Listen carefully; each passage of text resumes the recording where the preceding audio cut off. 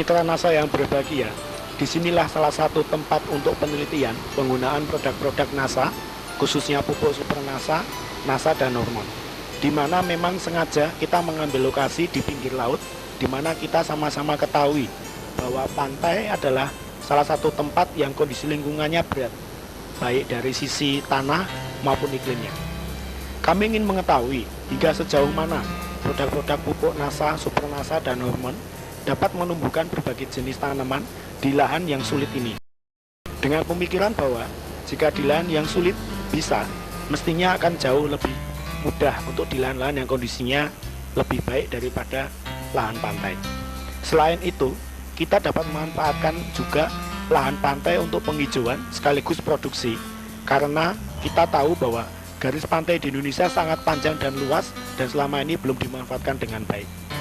Kita akan melihat beberapa jenis kegiatan untuk penelitian padi yang ditanam di pinggir pantai. Kita berada di lokasi di mana penelitian padi dilakukan. Di sini terlihat Bapak Fahmi sedang memberikan produk pupuk super NASA ke gembor yang akan digunakan untuk menanam padi nantinya. Bapak Fahmi adalah salah satu konsultan dari PT NASA. Dan setelah diberikan pupuk, diberikan air untuk mengencerkan. Ini adalah Bapak Insinyur Sumarno, penemu sekaligus formulator dari semua produk pupuk baik super NASA, NASA, dan hormon yang ada di PT NASA. Beliau melaksanakan riset ini langsung, mengawasinya secara langsung. Dan inilah wujud komitmen dari Bapak Insinyur Sumarno untuk pertanian di Indonesia.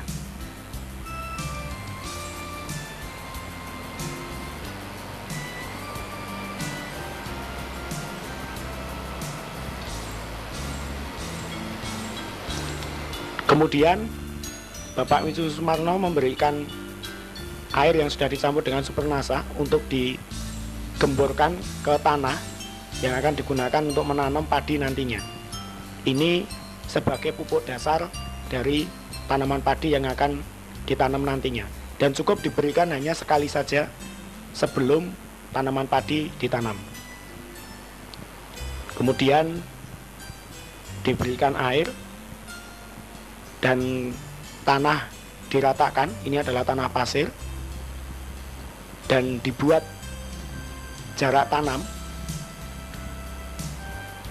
Di sini kita menggunakan jarak tanam 25 kali 25 cm.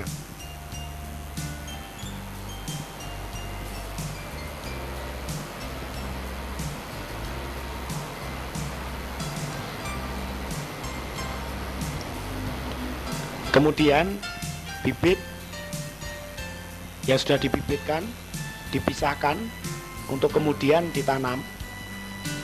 Di sini kita sengaja menggunakan bibit yang kualitasnya sengaja tidak bagus untuk mengetahui sampai seberapa jauh kemampuannya. Jika dengan kualitas bibit yang tidak begitu bagus nanti akan bisa menghasilkan produk yang baik, maka dengan bibit yang bagus pasti akan menghasilkan yang lebih baik lagi. Dan satu lokasi penanaman atau satu tancep istilahnya itu hanya diberikan 2 bibit saja.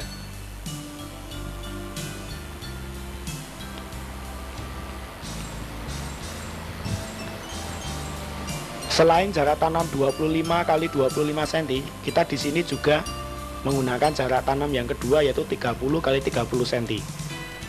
Guna untuk mengetahui bagaimana untuk perbedaan hasilnya nantinya.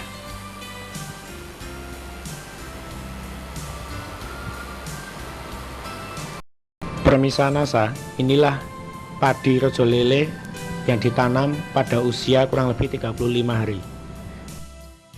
Pada usia padi kurang lebih 35 hari ini, kita bisa melihat jumlah anakan perumpun kira-kira sudah mencapai antara 25 hingga 35 anakan. Suatu jumlah yang cukup luar biasa mengingat tanaman padi ini ditanam di tanah berpasir. Jumlah anakan padi ini masih akan terus bertambah mengingat usianya yang baru mencapai usia kurang lebih 35 hari. Dan di sini kita lihat tingginya juga sudah sangat bagus, cukup normal. Mitra NASA yang berbahagia, kita di sini berada di lahan uji coba penggunaan pupuk organik Super NASA dan NASA. Di sini kita ada di tempat tanaman terong dan nanti kita bisa melihat beberapa jenis tanaman yang lain seperti padi, kacang tanah, tomat dan juga cabai. Nah, ini bisa dilihat tanaman terong yang sudah mulai berbuah kurang lebih sudah sekitar 2,5 bulan, yang dimana ini menggunakan pupuk dasar Super NASA dan dalam pemeliharaannya disemprot dengan menggunakan pupuk NASA. Dan ini di sini kita menanam betul-betul di tanah berpasir. Di tanah berpasir kita ingin melihat sampai seberapa jauh kemampuan Super NASA dan NASA untuk bisa menghasilkan tanaman di tanah yang dianggap tanah yang tidak subur dan tidak produktif. Dan ini bisa lihat bahwa ini belum mencapai pertumbuhan maksimal karena baru sekitar 2,5 bulan, tapi sudah cukup bagus, pertumbuhannya sudah cukup normal.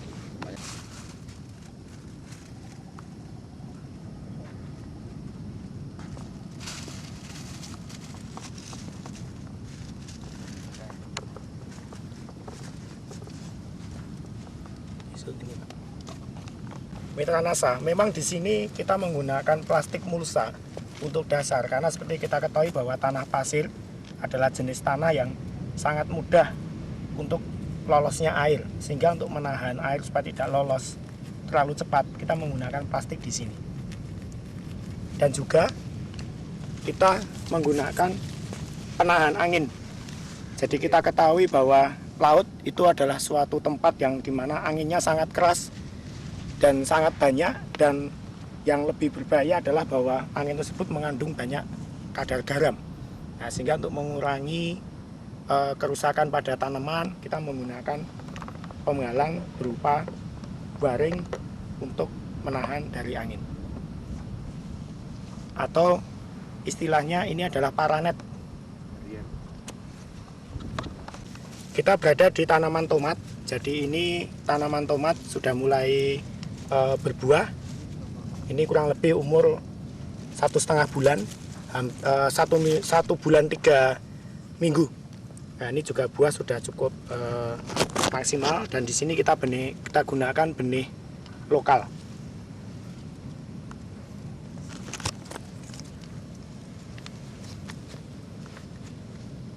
Ini nunjuk ke anu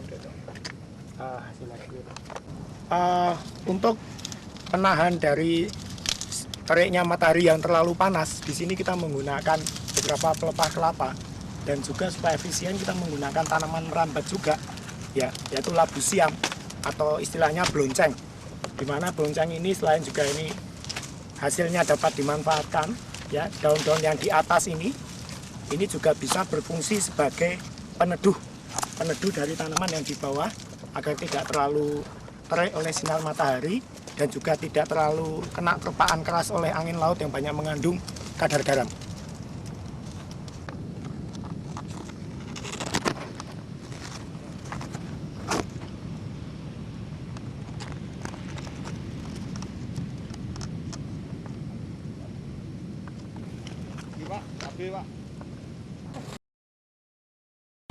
Pemirsa, kita sekarang berada di lahan yang ditanami kedelai.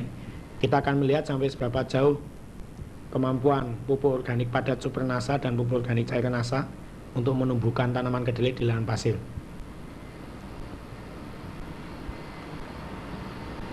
Kita bisa lihat bahwa kedelai bisa tumbuh dengan cukup baik. Ini kita bisa lihat buahnya cukup banyak Di sini kita bisa saksikan bahwa tidak hanya di cabang utama, tapi juga di dua cabang yang lain juga tumbuh buah.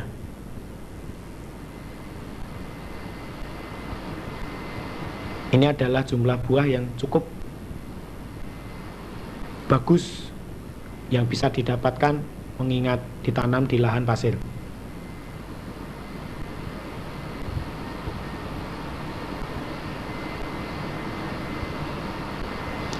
Kita akan lihat juga apakah besarnya polong juga cukup normal. Kita akan buka, kita ambil satu.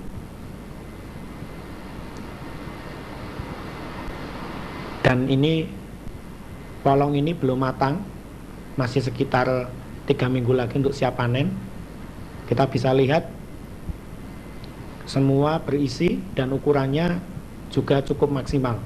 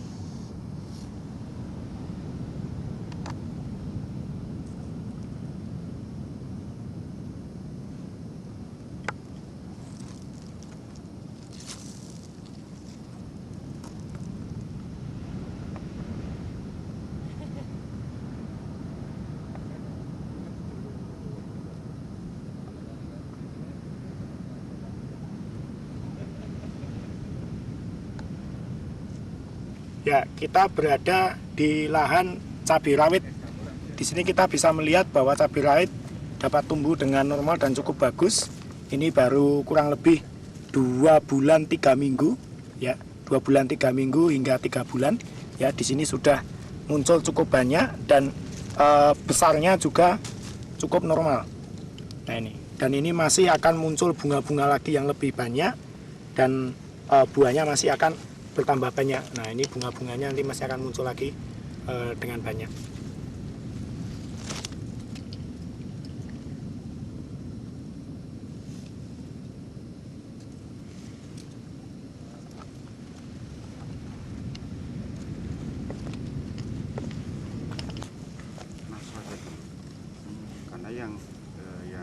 Kita bisa lihat inilah tanaman kangkung organik yang kita budidayakan di pinggir pantai. Ya, jadi kangkung ini adalah kangkung yang sehat karena ini dibudidayakan secara organik. Kita bisa lihat begitu hijau, tumbuhnya juga seragam dan lebat. Di pantai, Pak.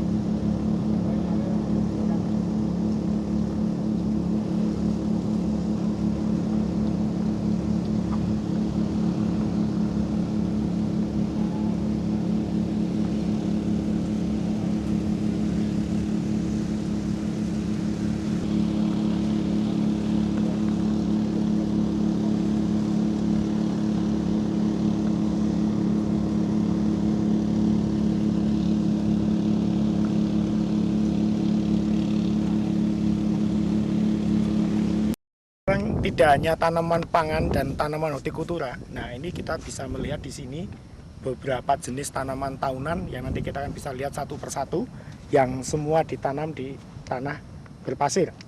Dan seperti halnya di tanaman pangan dan hortikultura, di sini kita juga menggunakan pelindung berupa warnet atau paranet, ya. Karena ini tanaman masih muda, jadi masih rentan terhadap terpaan angin laut yang banyak mengandung kadar garam. Nah, Jika tanaman ini sudah besar, nah ini pelindung ini juga nanti sudah tidak perlu dipergunakan lagi. Nah, kita bisa lihat satu persatu beberapa jenis tanaman yang ditanam. Nah, ini tanaman jeruk ya, yang kita tanam, dan nanti masih ada banyak tanaman yang lain. Nah, ini adalah tanaman sawo ya, yang kita tanam juga. Dan ini masih kecil. Sukun ya, dimana buahnya sangat enak untuk sebagai gorengan ini.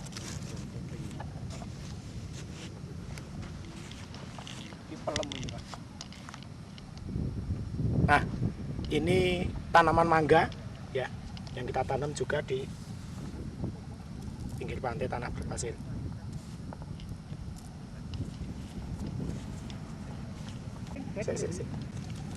Ya, ini kita bisa lihat, ini jeruk ini semenjak kita tanam baru berusia 7 bulan, dan di sini sudah mulai berbuah.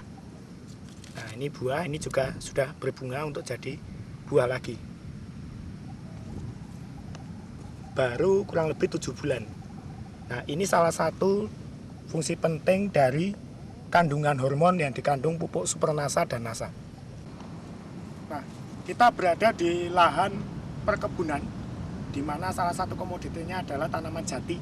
Ya, kita bisa lihat di sini, ini kurang lebih umurnya 7 bulan semenjak ditanam. Ya, memang pertumbuhannya cukup normal, walaupun tidak sebaik jika ditanam di tanah yang bukan berpasir. Tapi untuk sebuah lokasi di mana ini merupakan tanah pasir murni, dan juga di lingkungan yang begitu terbuka, begitu panas, dan angin laut begitu kencang, ini sudah merupakan hasil yang sangat optimal. Nah, karena di sini menunjukkan dan membuktikan bahwa pupuk supernasa dan nasa ya, dia akan mampu memberikan nutrisi yang cukup untuk pertumbuhan, termasuk di sini adalah pertumbuhan tanaman kehutanan, yaitu tanaman jati.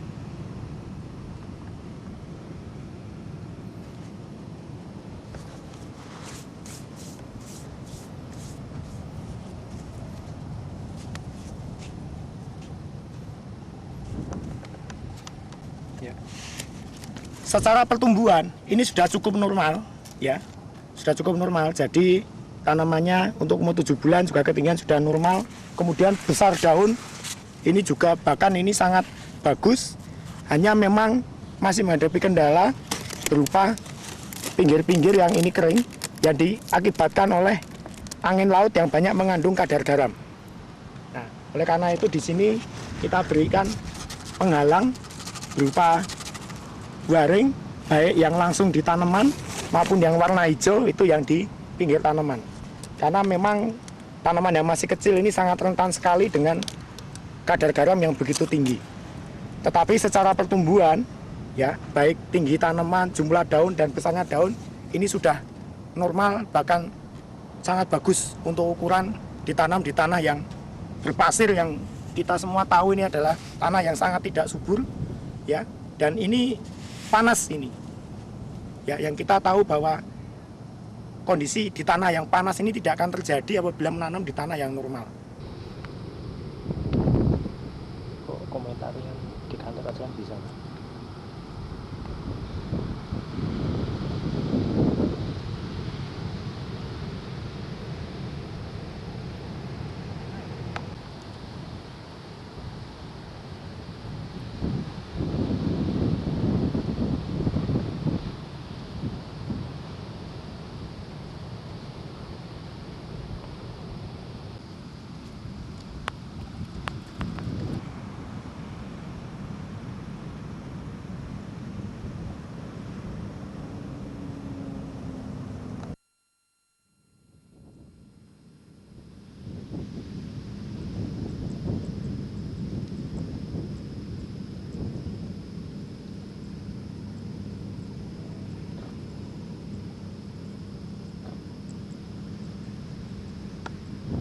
Nah, yang biasanya kita banyak mengenal ini tumbuh di Arab. Nah, ini coba kita tanam dengan menggunakan pupuk supernasa dan nasa.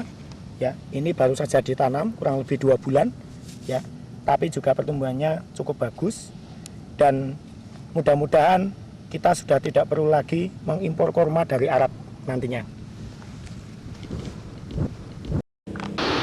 Demikianlah pemisahan saya yang pribadi ya, sekilas tentang tempat uji coba dari kami untuk mendukung Bapak Ibu semua dalam mengembangkan produk-produk NASA di lapangan, juga sekaligus juga sebagai wujud komitmen kami untuk meningkatkan pertanian di Indonesia sehingga Indonesia dapat menjadi makmur raya.